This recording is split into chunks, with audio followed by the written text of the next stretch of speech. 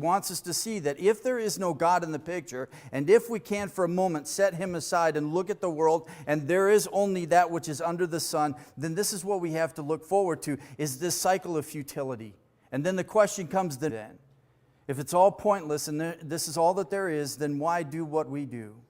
It's really pointless. Verses 12 through 18, as he moves into a section dealing with knowledge and wisdom, he is going to help us understand that all our knowledge brings us nearer to our ignorance. I realized this when I was at Bible college, that the more that I own ignorance and the things that I was not aware of and did not have a clue on, and I really needed to know. But the more that I kept studying, the more that I went to class, the more that I read books, would be hopeless and helpless. And this is what Solomon wants us to contemplate. The biblical background, and I'm going to give this to you. If you look with me in chapter 12, verse 1, there, capital C, he is the creator. He is going to refer to him in chapter 11, verse 5. If you look at the top of the page there in the NAS, he refers to him as God, the fact that then the dust will return to the earth as it was, and the spirit will return to God. Understand that when he even refers to God 40 times in this book, creator of all things. And so this is the backdrop for us, and I'm going to start with decay as a result of their disobedience to God. Because Adam and Eve's disobedience goes on in Romans chapter 8. Why be surprised when we have suffering in our life? He designed it to function. It lives in a state of futility.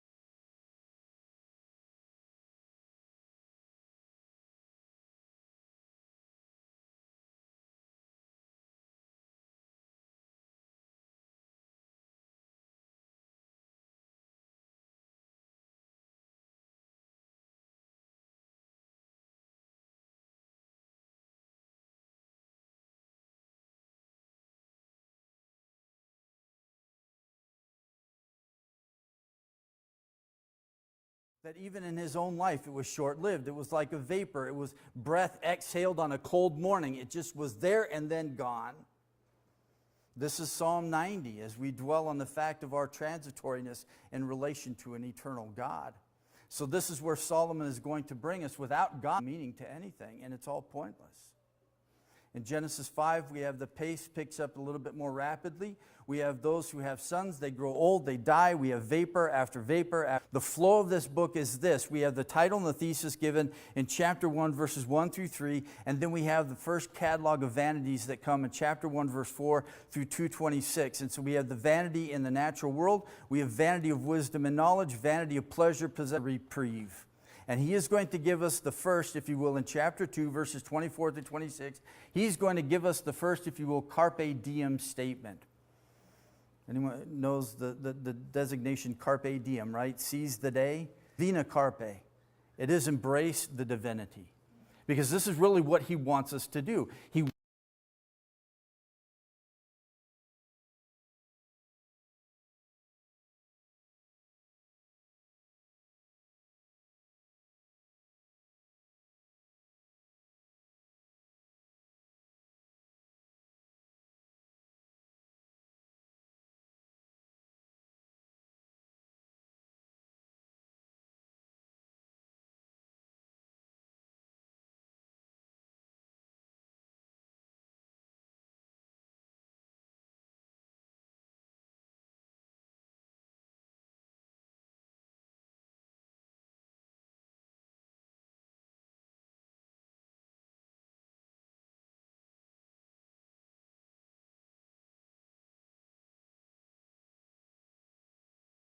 in chapter 12, verse 11, we saw this last week. He is the one shepherd, ultimate source of revelation, comes from God himself. But Solomon is a supreme, credible author. If anyone can talk to, because in reality, he is a man who had everything. And still at the end of it all, he said it was futile. Even though I possessed more than anyone else on the face of the earth, whether I could ever think about, that any man could ever want to delight in, I've had it all, and yet at the same time, my end result is, it is vanity of vanities.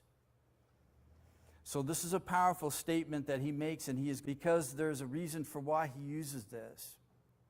There's an element of mystery to it, but it is also an official title that he uses in regards to himself. In the English text, we have verse 1, it is the preacher, and it's translated that way. But the interesting thing that in the Hebrew, every other time it's an arthrist. There's no article. He is by quality, if you will. He is by quality preacher. In other words, I function this way, but he wants us to understand that this is an official title. He's speaking as a preacher. He's speaking as a teacher. He's giving us instruction. He's not laying down decrees. Therefore, he's not just talking to the nation of Israel. He's not merely talking about those who belong to his kingdom, that we should take this book, sit down with one of our unbelieving neighbors, and share with them the truth of what Solomon lays out for us in this. So he's going to take us on this journey of instruction. He's going to weigh these words carefully. He's going to study them. He's going to arrange them. He's not giving us decrees, but it is important for us. And so although his name isn't directly mentioned in the text, everything that he gives us clue-wise points to Solomon as the author of this book. 4 things he's going to highlight in Ecclesiastes in the first couple chapters walk this planet. And the interesting thing is that when you look at the record of his life, that his father David thought he was also wise and intelligent before he was even given the gift of wisdom and understanding from God. So this was a man who had capability. But then he had that capability given to him by God. Chapter 2, verses 4 through 6, and we find this throughout 1 Kings. There were many things that he built, so many structures he put up. There were cities, entire cities. Kings 10, and then the words and the teaching that came from Solomon. He was a man who gave, and thus I would plant this thought in your head, because some have suggested that maybe Solomon was not a beast, but he also is a one of great words. And so this is the scene that he sets for us. We could refer to him as a philosopher. He was a scholar.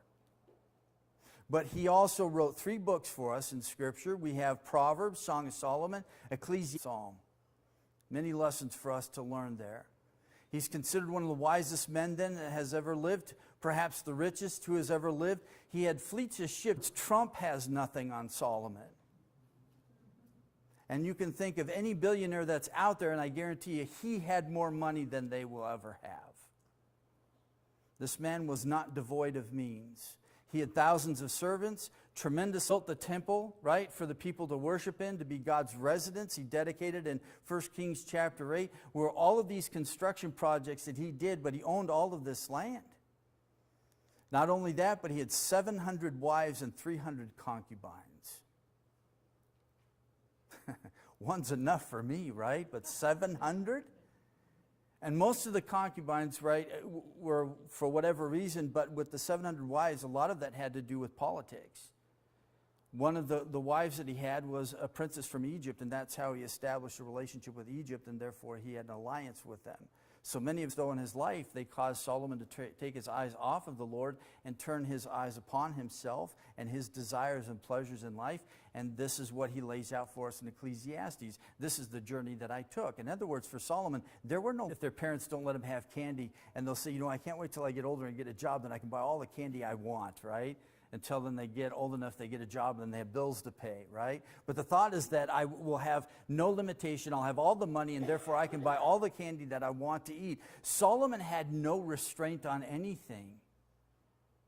He didn't ever have to sit there and say, you know what, I really don't have the money for this. Manicured lawn, but entire parks he had established. And then he had these irrigation pools and canals that would feed these things. And then he had groves and groves of trees, right, that he could delight himself with. He had wisdom, though. In other words, this was sort of, if you will, a test, but it was under scrutiny. He abandoned himself, but not completely and totally. That he was the son of David, that he is king in Jerusalem. And this notes the royalty aspect of his lineage. And it's interesting because this royalty aspect will die off after he makes his declaration of vanity and futility and frustration. It's from a standpoint of superiority and self-fulfillment. In other words, I try to find fulfillment in myself. I tried what Nietzsche suggested, right? I tried to reason from myself and find meaning and purpose in my life from myself, using my own reason in the process and my own intellect, and I found that he had, but in the end, he said it was a miserable existence. So it is interesting as we walk through Ecclesiastes, because we will encounter some philosophical thoughts. One of them I had as I was walking through the statements that he makes about himself was, I started, God is dead. This was a part of it. In other words, God is dead. He doesn't exist. And really, if man's going to find meaning and purpose in his life, he begins with himself. And he reasons out. Superhuman. If you will, uber meant superiority or transcendence. And this is what he thought of man, was that man had this ability to become great in and of himself. He could be majestic out all human beings everywhere. And he decided that this was something that we needed to see and understand and seek out. And so what he did was he challenged those who followed his teaching to ignore anyone who suggested that there was anything beyond that which was under the sun. In other words, Nietzsche was an earthbound man. And Solomon is going to say, look, I try principles that he establishes and the concepts, they're for every age. And these philosophical ideas don't just die away. They continue to resurrect themselves and to float around in our environment. There are many who probably don't even know the name of Nietzsche and not understand that they are following his teaching. Who? Nietzsche, who declared that God is dead.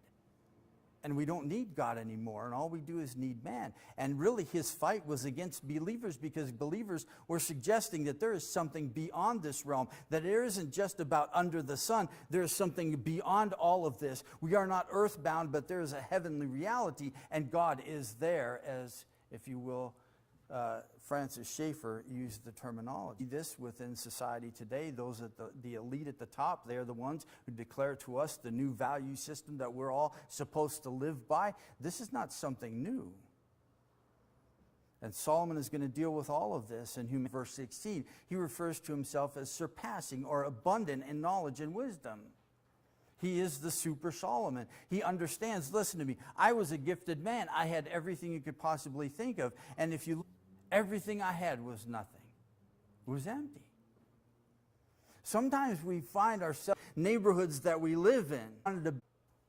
We're not filling to be meaning in life, that our existence, we need to know this. And we need how they can find fulfillment in something. It says, verse 20, the fall of man. Man chooses to be self-sanity. Find our ultimate joy for the first few chapters, but universal picture. It doesn't matter where you are, and not just merely as the king message. And we need to take religiosity, and it's a secular utility in this. And the absolute, he was turned away from the bull within. This is insanity. This is lunacy. Is vanity, it's enigma. It is something that has no term, and it is such an ambiguous context that he uses it. He vanity in all of its dimensions. Not only that, but he will ask a question: what advantage does a man have in his work? Have some elasticity for us, but it's going to have different significance. You need to use is vanity. He uses it in a twofold repetition. Say this over and over and over again: of holies.